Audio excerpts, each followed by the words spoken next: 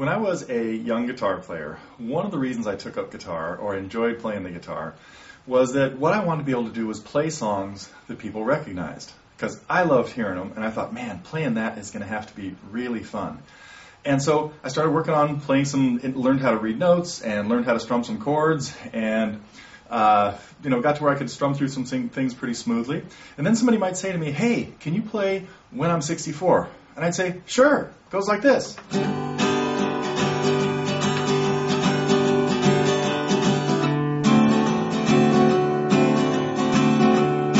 And they'd be looking at me like, are you sure that's When I'm 64? And not like Leaving on a Jet Plane or a Freight Train or something else? I said, sure, that's When I'm 64. You can't tell? And they'd say, no, that's not what When I'm 64 sounds like. And I'd say, well, let me see. I'd mess around a little bit and say,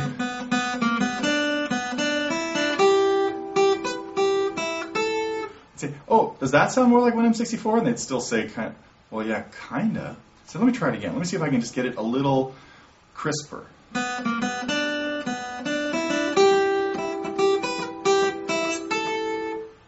say, well, that sounds a little bit better. And I'd say, yeah, but that's not really very challenging. Well, okay, it was a little challenging at the time. But it still was not very satisfying in terms of me playing the song. Oh, did I mention I was scared to death of singing? There's no way I was going to go, when I get older, losing my head, many years from now. Well, at least not now, not then. So what I started working on with my guitar teacher when I was 11 or 12 years old was some things that he called chord solos. And I thought, wow, that's pretty neat. His name was Bill Monday. And Bill I said, hey, can I learn When I'm 64 so that people could play it, and so I could play it and people would know when or what it is?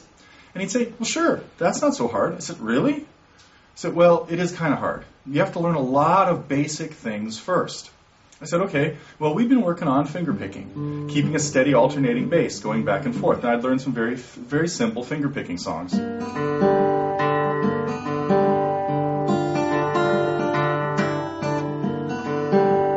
So he said, well, you know what? If you can keep that steady bass going back and forth, you could probably keep that going and play the melody at the same time.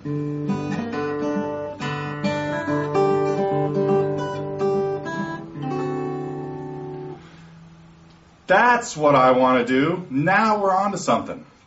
And so we started working on creating and arranging chord solos, which are self-standing solo guitar parts that include the melody and the chords and sound just like the song. So now I could play When I'm 64 or there's going to be a lot of Beatles references in this lesson, I think.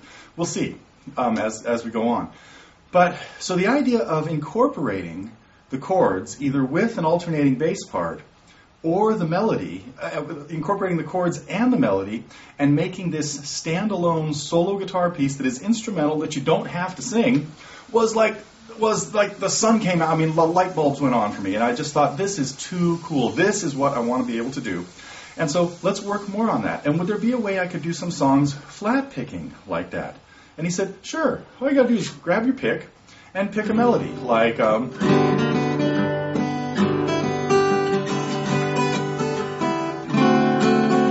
try to work out the melody a little bit and make it fit in there. Now notice I changed the melody a little bit in there, but you still knew what song it was. So the melody doesn't have to be exactly what you would sing. Sometimes you can make it that. Other times you can just make it close, approximate. That's all we're concerned with sometimes is getting the melody approximately right so somebody knows what song it is. And then we might add other stuff to it. Like here on this D7 chord, little fills that are not part of the song, that are not part of the melody, but are things that happen in there. So we started heading on this path of creating instrumentals, and as years went on, first of all, I got a little more comfortable singing. I'm still not a really good singer. I'm still not even a very good singer at all. But I at least am comfortable singing now because I don't care. But I also got really, really interested in doing instrumental versions of songs, some of which are fairly basic and fairly easy, and then doing some very elaborate ones. I eventually made an album of all Beatles tunes using these finger-picking techniques, and some of them are very complex. And some of them are pretty straightforward, too. So, but these instrumentals now, these were fun to play. And a lot of them really didn't require incredibly virtuosic technique. They just required good practice and a good knowledge of the basic components of the song. So that's one of the next things we're going to be talking about, is the components that you really need to assemble and be completely on top of by yourself or independently to put them all together into something like this.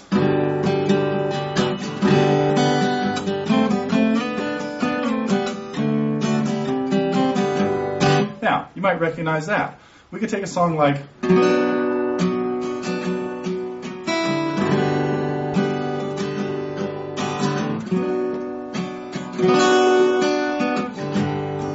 so you can hear a little bit of melody in there, but that wasn't really complicated. But what I did was I was keeping a strumming pattern going and then just isolating the melody notes when I needed them. So there are all kinds of again, we'll assemble the components, and then we'll talk about the different techniques, using a pick to do this, and also using your fingers in a fingerstyle manner to do this, and help you learn to create your own instrumentals and your own chord solos. So that is kind of the focus of this lesson. Now we're going to take a look at a couple of songs, a couple of common songs that you may have heard, Greensleeves, and another one called Grandfather's Clock. But after you've gone through this lesson, you should be able to take this and apply it to lots of other songs, and especially a lot of songs that I already have lessons on. So the techniques are going to be for you to go off by yourself and then work on Who'll Stop the Rain or Ripple.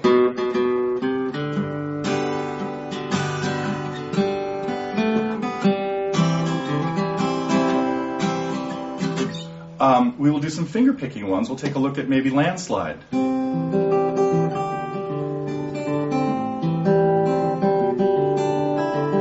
Or I will teach you enough for you to be able to put that together by yourself. So that is really the focus of this lesson. Now, what we're going and kind of the way we're going to progress through it is by taking a look at some songs that already have it in it. Although I may not talk too much specifically about the song, but there's a lesson I have on Norwegian Wood, and what I have you do in Norwegian Wood is pick out the melody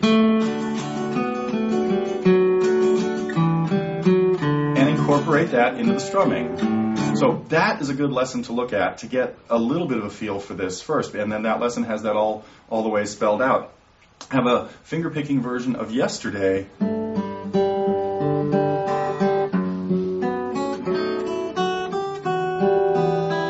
So that also is a good one to look at and learn the lesson exactly the way it is, because all of that part is spelled out very carefully in the lesson. The first step to creating an interesting and playable and fun chord solo is understanding the different components and techniques that you need to put this together. So it's really important that we break this down into all the little pieces that are important. So first thing I want to talk about is what the basic elements of a song are. There are three important elements to a song for our purposes right now. And those are all things that you have to have a clear idea in your head of what you're doing in every one of them, and then you have to put them all together. You got to throw them in the blender and make them all come out together. In this segment, we're going to take a look at taking the traditional Old English melody, Greensleeves, and turning it into a chord solo where we're strumming the chords and picking out the melody at the same time.